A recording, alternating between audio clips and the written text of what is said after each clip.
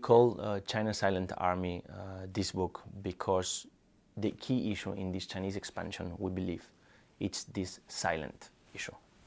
Let me elaborate. We were in a dinner in Khartoum with Chinese businessmen and Chinese representatives of state-owned companies. And we were having, I would say, a quite candid conversation with them while we were sharing some Chinese food.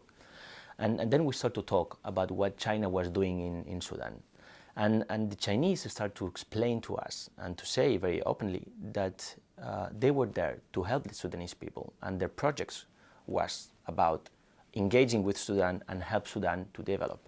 And there was one of these gentlemen, and he said, while the Americans came here earlier to bomb Sudan, we came here to actually invest in Sudan. It is not the colonial traditional way of invading countries and take over those countries. They are doing it silently because they are doing through economic expansion, but also because of the characteristics of China itself.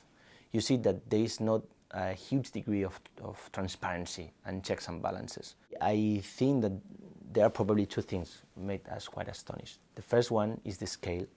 We were very surprised, and even some of our colleagues that were helping us with their research, some of them Chinese, were also very surprised to see that you are going in the middle of nowhere in a desert between Turkmenistan and Uzbekistan, and you are finding a gas camp with over 2,000 Chinese workers, and that they are working so hard, in a completely hostile environment to build a 6,000 kilometers gas line to link these natural reserves with the kitchens in Shanghai, for instance.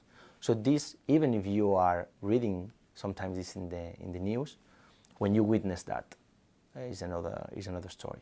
One thing is economic growth and investment and loans. And another thing quite different and not always linked is development. And in a way, what you witness when you are traveling to all those regions is that China has been, yes, investing very much and doing infrastructures, but also has been exporting to all those countries the very same side effects that you would see when you are reporting in China. Environmental impact, social impact, no checks and balances.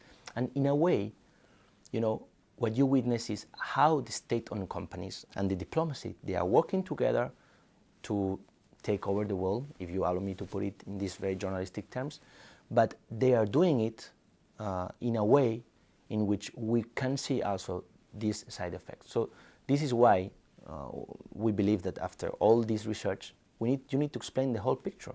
Why we should be here in the West kind of reluctant to say what we have to say about this Chinese expansion or this Chinese engagement.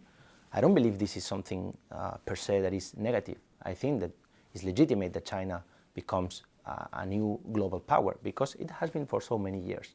So I don't see any reason why we should be reluctant to give our opinion. And of course, we need to keep in mind what has been colonialism.